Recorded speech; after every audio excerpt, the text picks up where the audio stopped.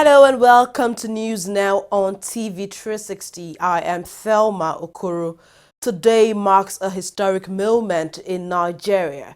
The country is celebrating its Democracy Day, a day the Nigerian military officially handed over power to a constitutionally elected president.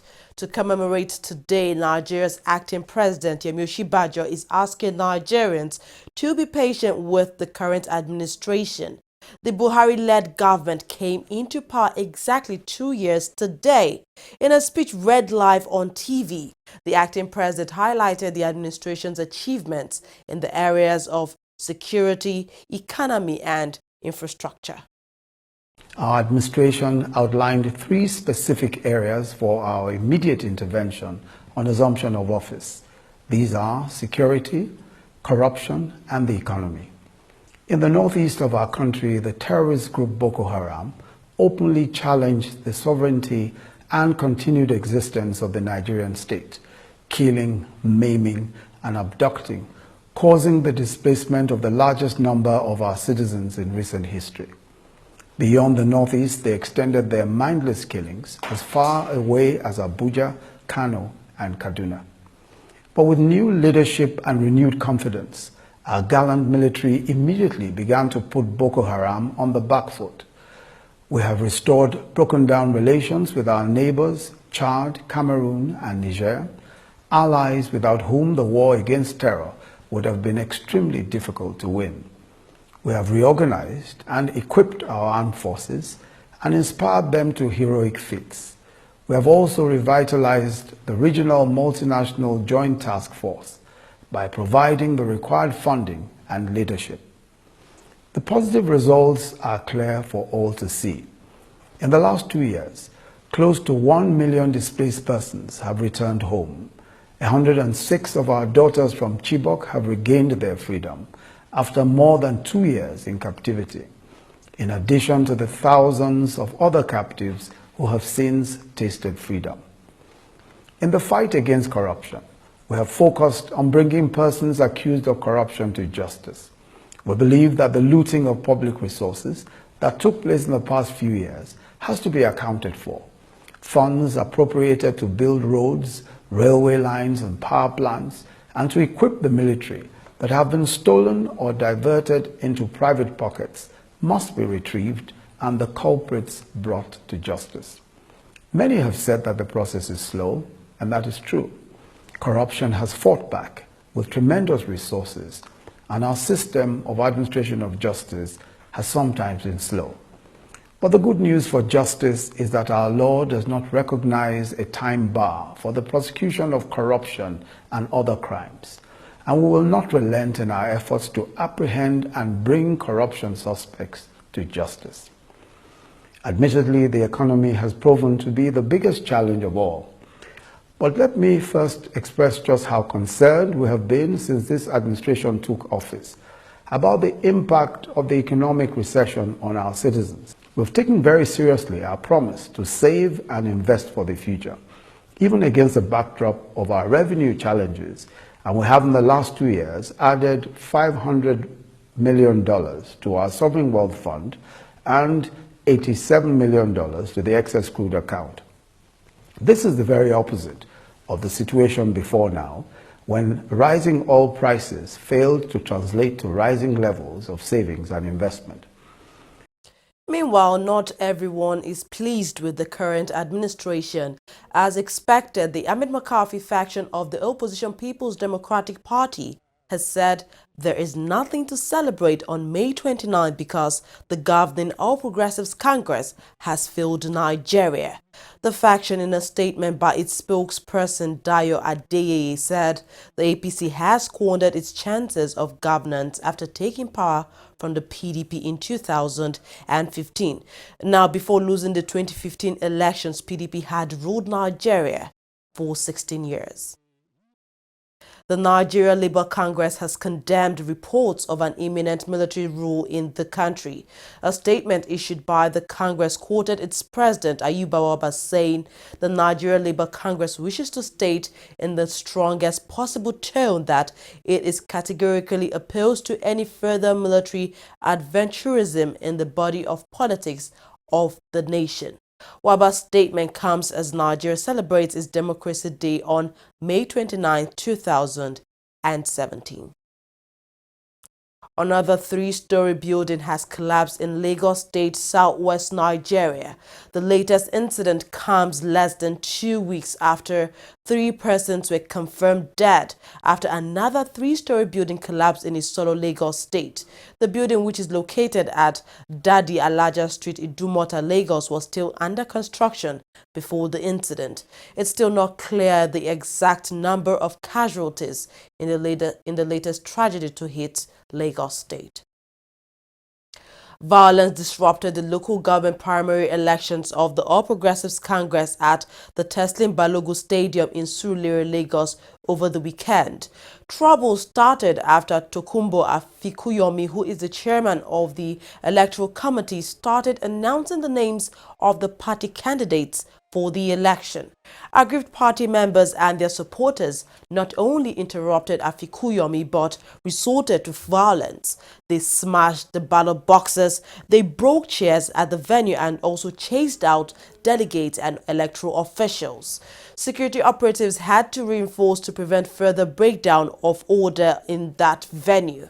Now, before the violence took place, APC's chairman in Lagos spoke on his expectations for the election.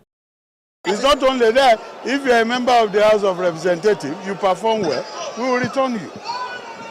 And if you are a member of the House of Assembly, you do well. We have somebody in the House of Assembly now who is doing the third term.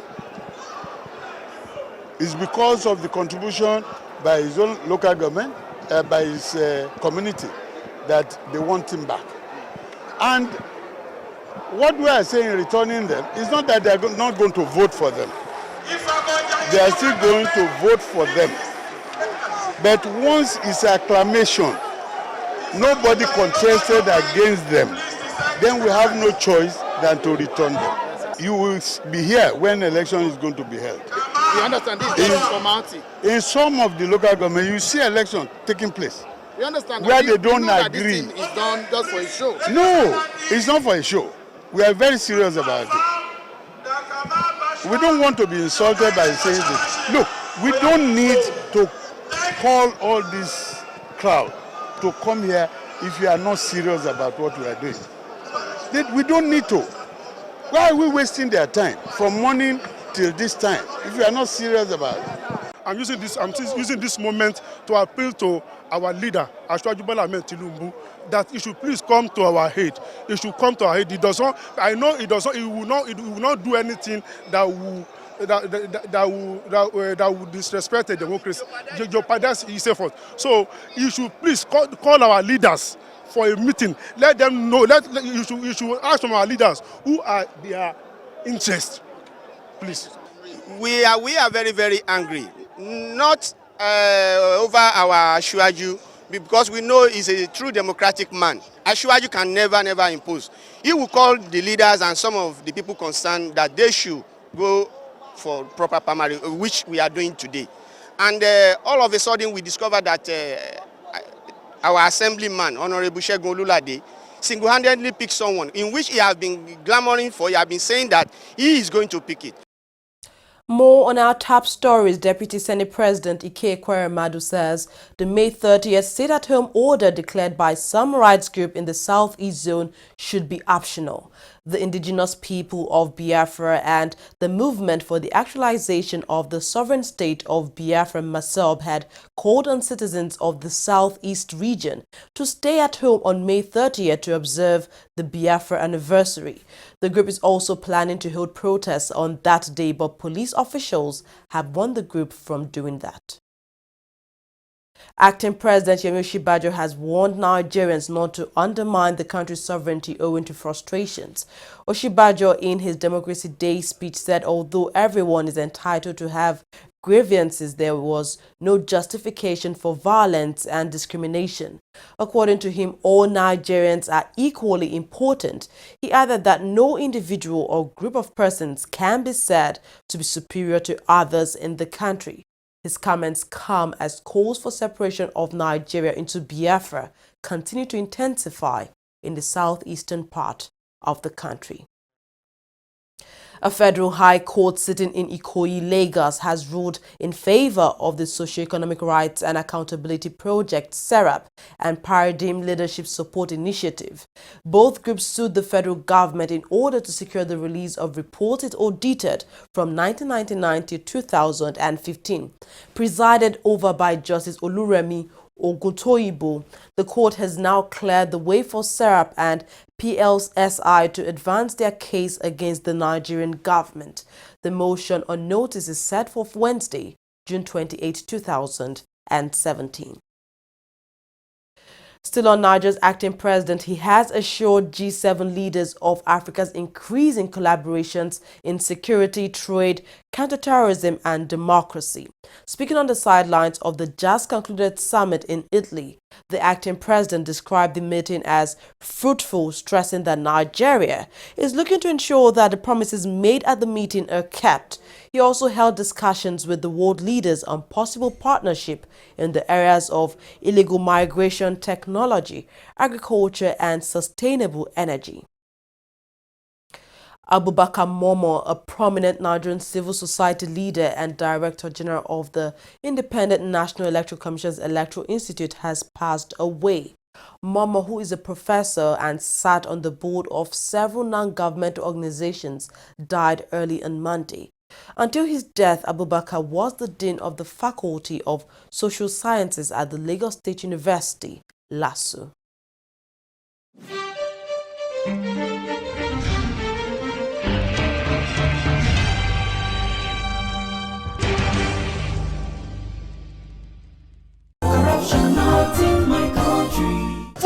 Yeah, relax. That is my brother and I want him out of this station now. We have proceeded. Okay. Can I just see the IPO of this case? IPO, how are you? You're welcome, sir. That is my brother and I want him out of this station now. Do you know the offense he has committed, sir? What do you guys want for the weekend? Okay, let me see your DPO. This way, sir. Oh, better. You don't know who is here. That boy is my brother and I want you to assist me to free him. The man found with a gun, confessed robbery. Things like this happen. 200,000 naira for you. Are you bribing me? 500,000 naira. Robbery suspect? 1 million naira. That is corruption. Not allowed in this division. 1 million. Remember, Police is your friend. Giving and taking bribe is wrong. corruption not in my country. Stop corruption now. Corruption not in my country.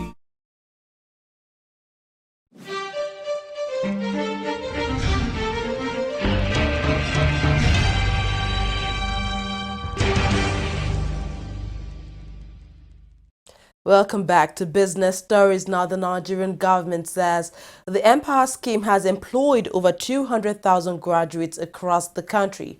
In his Democracy Day speech, Oshibajo also highlighted the successes recorded in the social investment program. According to him, the homegrown school feeding component of the program now feeds more than 1 million primary school students across 7 states and would be feeding 3 million by the end of the year. The Nigerian government says it expects to save at least 60 billion naira in subsidy payment at the end of the presidential fertilizer initiative. In a statement, the government disclosed the initiative has resulted in the revival of 11 blending plants across the country, as well as the creation of 50,000 direct and indirect jobs so far, and in the production of 300,000 metric tons of NPK fertilizer. It is projected that year, by the end of the 2017, the fertilizer initiative would have led to foreign exchange savings of about $200 million. Oil prices slipped as further increases in U.S. drilling activity undercut an OPEC-led push to tighten supply in the market. Trading was subdued due to public holidays in Nigeria, China, the United States and Britain, but concerns lingered over whether OPEC action would be enough to stem the tide of oversupply. Brent crude was trading down 15 cents at $51.98 per barrel, while U.S. crude was also down 17 cents at $49.63 per barrel. OPEC and some non-OPEC producers pledged last week to extend production cuts of around 1.8 million barrels per day until March 2018. Angola confirmed for the first time that 74-year-old President Jose Eduardo dos Santos is in Spain for medical reasons. Foreign Minister Jorge Chikoti admitted that dos Santos had been unwell but played down concerns about his health and refused to confirm local media reports that he has a stroke. Dos Santos has ruled Angola for the last 38 years. He left the country at the start of May this year for what was officially billed as a private 2-week overseas visit. His failure to return to the country fueled speculations about the true nature of his health. MI5 is set to hold an inquiry into the way it dealt with warnings from the public that the Manchester suicide bomber Salman Abedi was a potential threat. The security service, which was alerted to Abedi's extremist views 3 times prior to last Monday's attack, will examine how it dealt with the warnings. Home Secretary Amber Rudd said it was right for MI5 to review its processes. Early on Monday, a man who hasn't been identified and is 23 years old was arrested in Shoram by Sea, where success on suspicion of terrorism offences. Moving on to sports stories, now the greatest and most loved players in football's rich history will converge at the O2 Arena from July 13th to 16th, 2017 for what is termed the Legends World Cup. Nigeria, led by Austin Okocha, has been zoned in Group B with Brazil, Italy and China in the inaugural edition of the star-studded tournament. Nigeria's other representatives include Kanu Nwankwo, Victor Ikpeba, Emmanuel Amunike, as well as Yakubu Aigbeni. Legends also to participate in the game are Steven Gerrard, Charles Puyol and Michael Ballack Deco and Robert Pires, who will also be at the tournament. World number 2 Novak Djokovic began defending his French Open title with a straightforward victory over Spanish seed Marcel Granollers. The Serbian defeated his opponent in straight sets of 6-1, 6-2, 6-3 in just less than 3 hours. The 30-year-old, who has had a torrid year so far, will be hoping to win the Roland Garros as he seeks to reclaim his #1 spot away from Andy Murray. Anthony Joshua is waiting to hear if he could be forced to give up one of his 2 titles without losing it in the ring. Vladimir Klitschko appears ready to invoke a rematch clause to face Joshua later this year, which would force the Nigerian-born to give up the IBF title if the boxing authorities rule that he has to take on the mandatory challenger Bulgarian Kubrat Pulev next. But Joshua's promoter Eddie Hearn is lobbying for Joshua to be allowed to fight Klitschko for both the WBC and IBF titles, with the winner facing Pulev. Well, that's all we have on News Now. Thank you very much for watching. I'm Thelma Okoro.